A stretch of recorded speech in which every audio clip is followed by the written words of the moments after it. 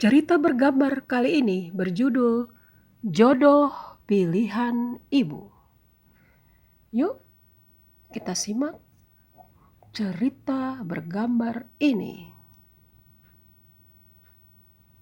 Meza, gadis yang masih berstatus jomblo, sudah berusia 33 tahun. Cantik, bertubuh proporsional. Karirnya bagus dan hidup sendiri. Nah, walaupun tentu saja sering ditemani ibunya yang janda paruh baya di sebuah apartemen ibu kota.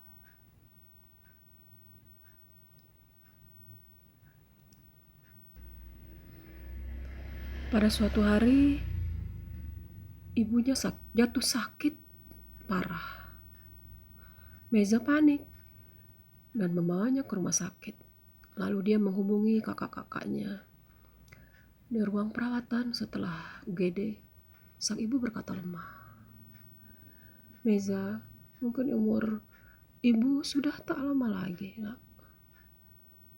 Jangan bilang begitu, Bu, tukas Meza sedih. Ibu harus sembuh. Kakak-kakaknya pun tentu saja mencoba menghibur bola. Ibu harus sehat. Ayo Bu, semangat Bu.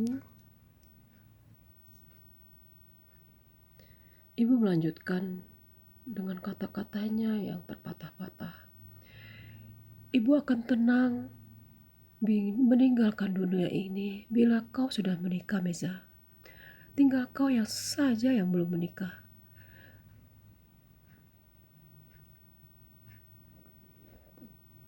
Kau belum berumah tangga sendirian.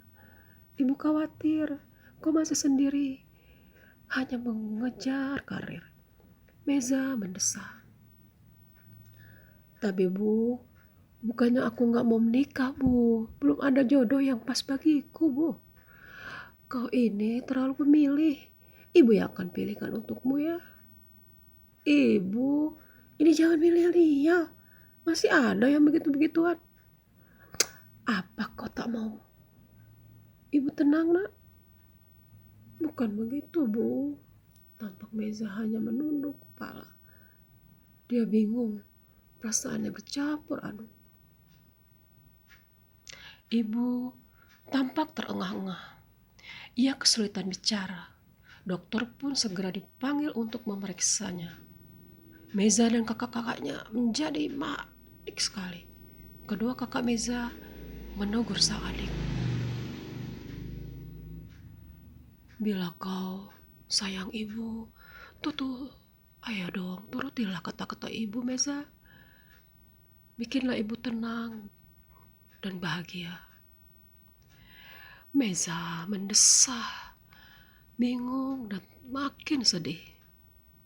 Memang, kedua kakak Meza menikah rata-rata sebelum mereka berusia 25 tahun. Kini keduanya sudah memiliki 2 anak yang beranjak besar dan remaja.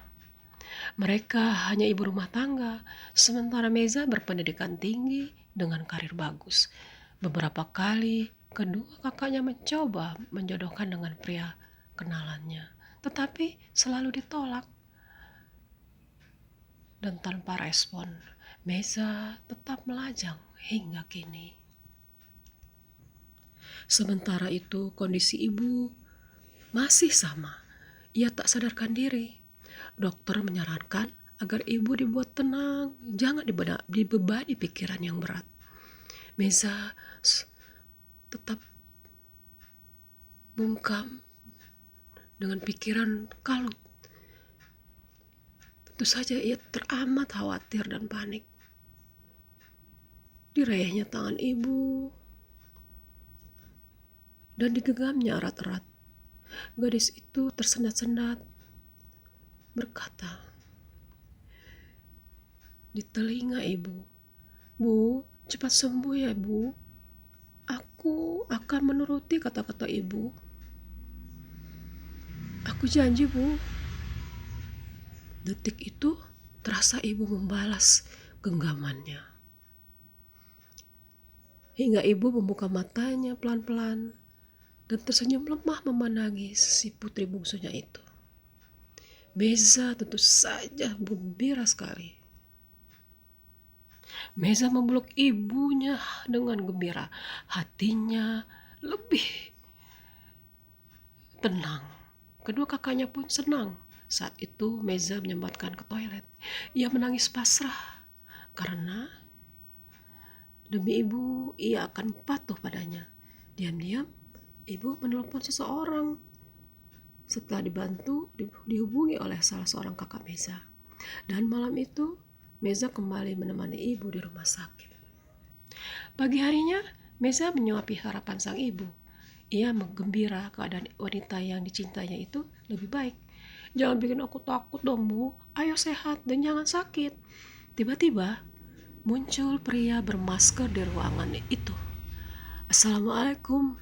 Waalaikumsalam, sahut Meza dan ibu bareng. Meza mengira itu dokter yang akan memeriksa.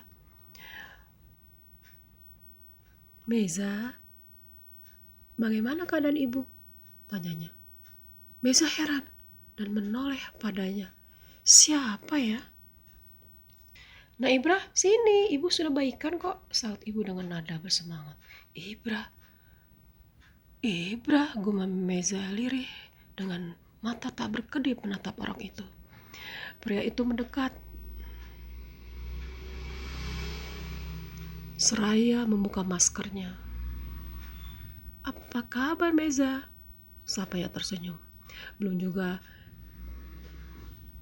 Meza menjawab, ibu sudah memotong dengan berkata, Nak Meza, ini Nak Ibra sudah melamarmu pada ibu minggu yang lalu.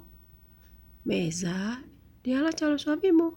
Seketika napas Meza seakan terhenti. Jantungnya berdegup kencang.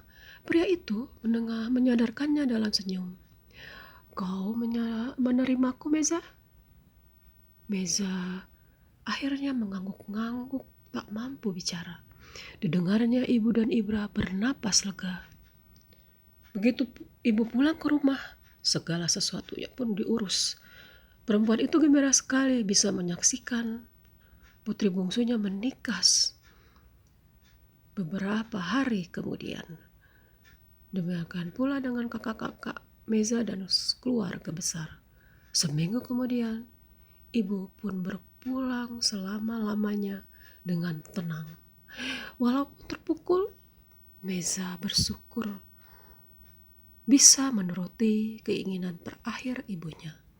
Terlebih ia menikah dengan Ibra, lelaki cinta pertamanya yang terputus saat lulus SMA dulu. Jodoh pilihan ibu yang ternyata pas dan membahagiakannya.